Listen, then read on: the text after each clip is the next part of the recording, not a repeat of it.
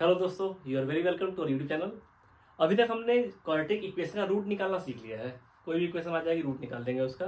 और हमने अभी तक एक ही तरीका यूज़ किया है, that is by splitting the middle term. Okay.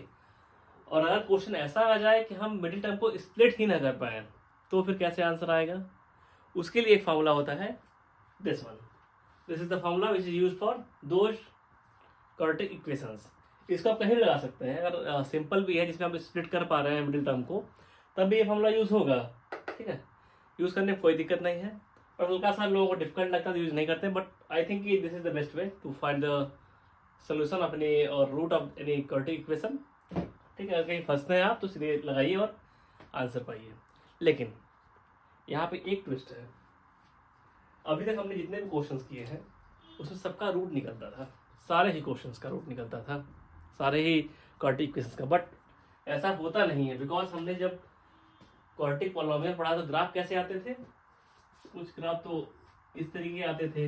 अगर एक्स एक्सिस इंटरसेक्ट कर रहा है पॉलिनोमियल को तब तो रूट निकलेगा। लेकिन कोई पॉलिनोमियल अगर ऐसा हो गया कि वो एक्स एक्सिस को इंटरसेक्ट ही नहीं कर रहा है, इस टाइप का हो गया, मतलब ये जो पॉलिनोमियल है एक्स एक्सिस को इंटरसेक्ट ही नहीं कर रहा था, यहाँ कोई रूट नहीं निकलेगा। हमने ऐसे क्वेश्चंस नहीं किए हैं। बट क्वाड्रेटिक इक्वेशन तो ऐसे भी होते ही हैं, लेकिन हमने किए नहीं हैं अभी तक। तो इन्हीं सब कंसिडर करते हुए ये जो लेक्चर है वो बनाया गया है। ठीक है, तो आप जानते हैं कि एक फॉर्मूला होता है जिससे हम रूट्स निकालते हैं किसी क्वाड्रेटिक इक्वेशन का। और ये फॉर्मूला बता भी देगा कि हमारा पॉलिनोमियल इस टाइप वाला है जिसमें रूट निकलना है, या फिर इस तरीके का जिसमें रूट नहीं निकलना है, या फिर इस तरीके का है कि उसमें सेम दो रूट्स आएंगे। ये देखिए, ये वाला था ना हमारा पॉलिनोमियल इक्वेशन, क्वाड्रेटिक पॉलिनोमियल, यहाँ पे एक ही रूट सेम रूट आ रहा था। ठीक है, ये फॉर्मूला सारी चीज़ों को बताएगा। ये वाला केस भी बता देगा, ये वाला बता देगा, ये वाला बता देगा। इसके लिए एक टर्म यूज होता है, दैट इज डिस्क्रिमिनेंट। ठीक है, ये डिस्क्रिमिनेंट है जो कि इस सॉल्यूशन का पार्ट है। देखिए हमारा एक्स क्या है, -b plus minus √b² -4ac/2a। यहाँ पे दो रूट हैं। अगर आप प्लस लेंगे तो ये रूट निकलेगा। देखिए -b प्लस यहाँ आ रहा है √b² -4ac/2a। अगर आप माइनस कंसिडर करते हैं तो ये वाला रूट निकलेगा।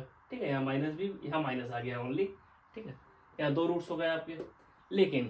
लेकिन मुद्दा उठता है कि हमारा पॉलिनोमियल दो रूट्स वाला है, या विदाउट रूट है, या फिर टू सेम रूट्स है। यहाँ टू डिस्टिंक्ट रूट्स है, यहाँ टू सेम रूट्स है, यहाँ कोई रूट ही नहीं, नो रियल रूट है। ठीक है, तो ये जो हिस्सा है, जो ये वाला टर्म है, वो बताता है कि कितने कैसे रूट्स होंगे। चलिए, तो सब फर्स्ट ऑफ ऑल आप इसको नोट कर लीजिए। हमारा कोई अगर क्वाड्रेटिक इक्वेशन ये है तो इसके रूट्स हम ऐसे निकाल सकते हैं, x = -b plus minus √b² -4ac। यहाँ पे दो रूट्स हैं, एक प्लस लेके एक माइनस लेके। हमारा देखिए, अब इस पे आते हैं, इस टर्म पे b² -4ac, that is discriminant. Okay, कभी कभी आपसे क्वेश्चन पूछा जाएगा कि what is the discriminant of this quadratic equation, तो आपको यही फॉर्मूला यूज करना है, b² -4ac। एक बात ध्यान देना, इस फॉर्मूले में यहाँ अंडर रूट है, लेकिन यहाँ पे अंडर रूट नहीं है। इसमें यहाँ अंडर रूट है, यहाँ अंडर रूट नहीं है। ठीक है, अब देखिए कंडीशंस क्या होती हैं। इसकी क्या वैल्यू आने पे किस तरीके का रूट रहेगा, रूट का नेचर क्या रहेगा। देखिए हमारा डिस्क्रिमिनेंट है b² -4ac। ठीक है, अगर इसकी वैल्यू b² -4ac की वैल्यू मोर देन 0 हो गई, मोर देन 0, तो यहाँ पे होंगे two distinct real roots. Okay, यहाँ टू डिस्टिंक्ट रियल रूट्स हो गए। ये कौन सा वाला केस हो गया? ये रहा आपका ये केस। इस केस में देखिए दो रूट है ना, ये जो एक्स एक्सिस ने इस क्वाड्रेटिक पॉलिनोमियल को दो बार इंटरसेक्ट किया, एक बार यहाँ एक बार यहाँ, तो ये हो गया ये वाला केस।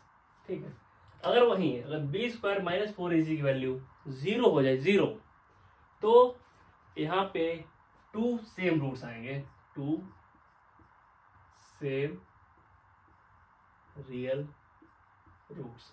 इसका मतलब क्या है, इसका रियल में मीनिंग क्या है? देखिए टू सेम रियल रूट्स, ये वाला केस। यहाँ पे आपका एक्स एक्सिस जस्ट एक पॉइंट पे छूते हुए चला गया था, इंटरसेक्ट नहीं, जस्ट यहाँ टच किया था इसको, ठीक है, ओनली एट वन पॉइंट। तो ये वाला केस हो गया।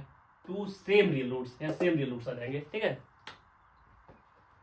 इसका एग्जाम्पल अगर देखना चाहे लाइक 2 and 4 रूट हो गया, इसको देखना चाहे लाइक 2 और 2 रूट हुआ, ठीक है। इस तरीके का कुछ रियल केस आएगा।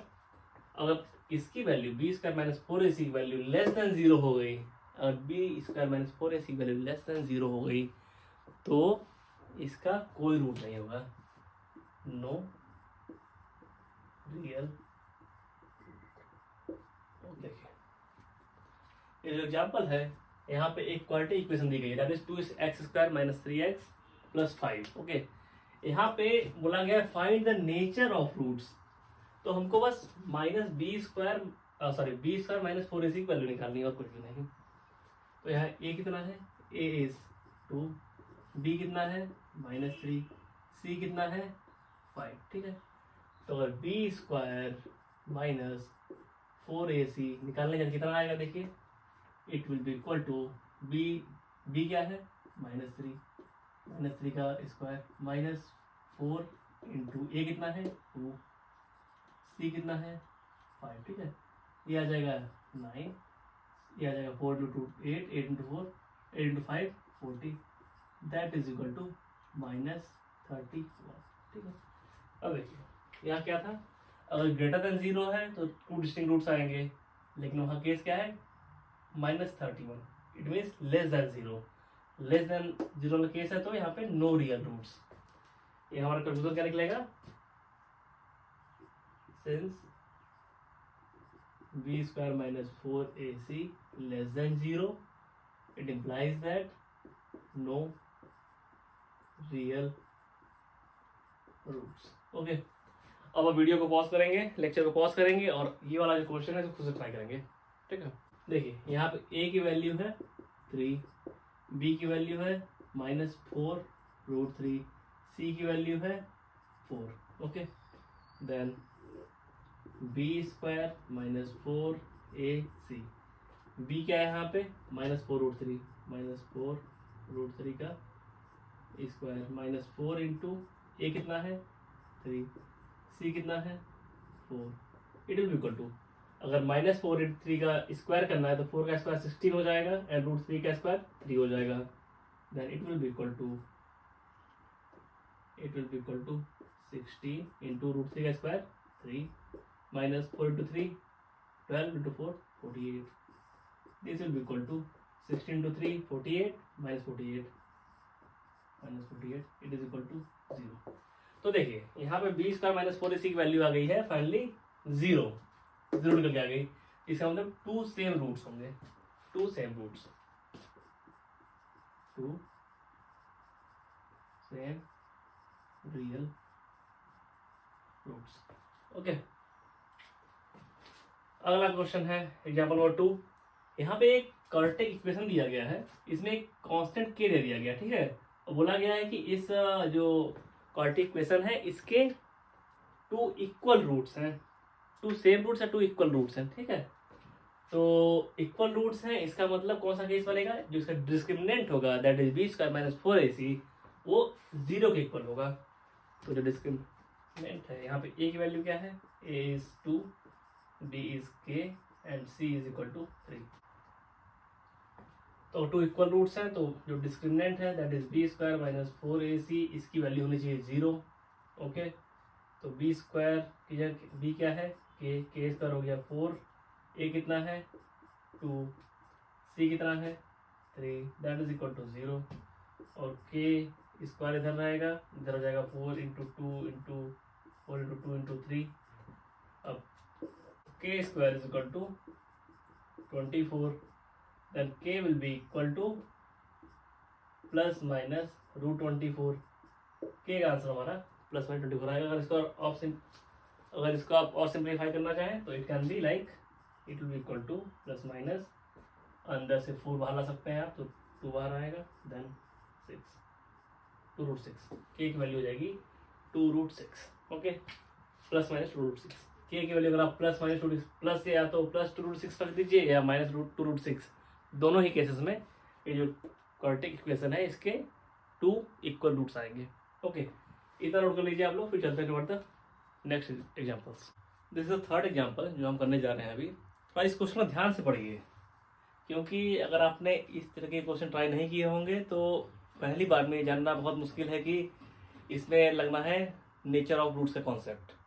ओके, देखिए समझिए, मतलब is the following situation possible, possibility कहीं कहीं पॉसिबल है कि नहीं इस क्वेश्चन को सॉल्व कर पाना।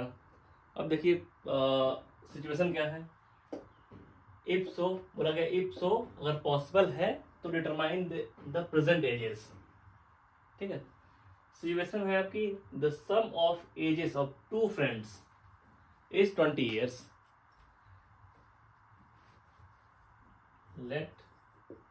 let us assume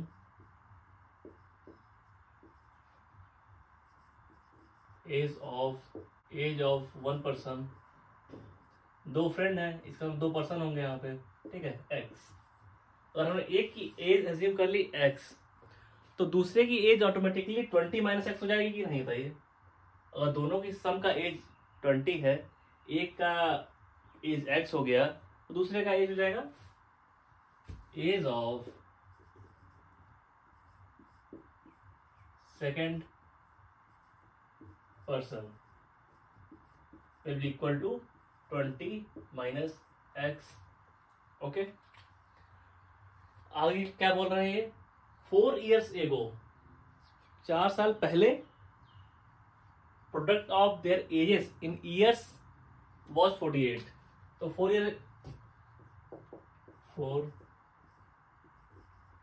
year एगो, बिफोर 4 year क्या कंडीशन रही होगी, age of first person will be equal to x minus 4, और जो एज ऑफ सेकेंड पर्सन होगी, age of second person will be equal to 20 minus x है, तो 20 minus x minus 4 and it will be equal to 20 में से 4 जाएगा तो हो जाएगा 16 माइनस एक्स। ओके, आगे इनका कहना है कि जो इसका प्रोडक्ट है इस एज का और इस एज का वो 48 है, तो x minus 4 into 16 minus x will be equal to 48। अब आप सिंपली इसको मल्टीप्लाई कर लीजिए, और मल्टीप्लाई करने से पहले यहाँ हम कर लेते हैं, यहाँ x माइनस 4 है तो इधर हम कर लेंगे x माइनस 16। हमने यहाँ माइनस बाहर निकाल दिया इस टर्म से, तो यहाँ अपोजिट साइड माइनस हो जाएगा। ओके, अब सॉल्व करते हैं इसको। देखिए एक्स स्क्वायर, एक्स से एक्स मल्टीप्लाई होगा, एक्स से 16 मल्टीप्लाई होगा तो माइनस 16 एक्स, 4 से मल्टीप्लाई होगा तो माइनस 4 एक्स, माइनस 4 से माइनस 16 मल्टीप्लाई होगा तो हो जाएगा 64, और माइनस 48 को आप इस तरफ लेके आ जाएंगे तो हो जाएगा प्लस 48 इक्वल टू 0। ठीक है, ये इक्वेशन बनी हमारी। अब इसको आप सॉल्व करिए, इसको सॉल्व करेंगे तो यहाँ आएगा एक्स स्क्वायर, तो वैसे ही आ जाएगा माइनस 16 एक्स है, माइनस 4 एक्स से हो जाएगा माइनस 20 एक्स, यहाँ 64 प्लस 48, तो ये क्या होने वाला है देखिए, तो ये हो जाएगा 8 4 12 6 4 10 112 इक्वल टू 0। ये हमारी फाइनल क्वाड्रेटिक इक्वेशन बन गई। ठीक है, इसको हम इक्वेशन 1 मान लेते हैं। तो अब देखिए अब क्वेश्चन फिर से पढ़ते हैं एक बार। बोला कि is the following situation possible, ये जो सिचुएशन दी गई पॉसिबल है कि नहीं। पॉसिबल मतलब इसका सोल्यूशन निकल सकता है कि नहीं, सोल्यूशन निकल सकता है का मतलब है कि रूट निकल सकता है कि नहीं, रूट है कि नहीं। तो हमको ये चेक करने के लिए कि रूट है या नहीं, क्या निकालना पड़ेगा, जैसे ये इक्वेशन है इसका रूट होगा या नहीं होगा, ये निकालने के लिए हमको इसका डिस्क्रिमिनेंट देखना होगा। जो मैंने अभी लेक्चर में आपको पढ़ाया था कि किसी क्वाड्रेटिक इक्वेशन का रूट है या नहीं, क्या नेचर रूट का, ये सब कुछ जानने के लिए आपको डिस्क्रिमिनेंट निकालना पड़ता है। तो यहाँ पे a की वैल्यू है 1, b की वैल्यू है -20 एंड c की वैल्यू है 112।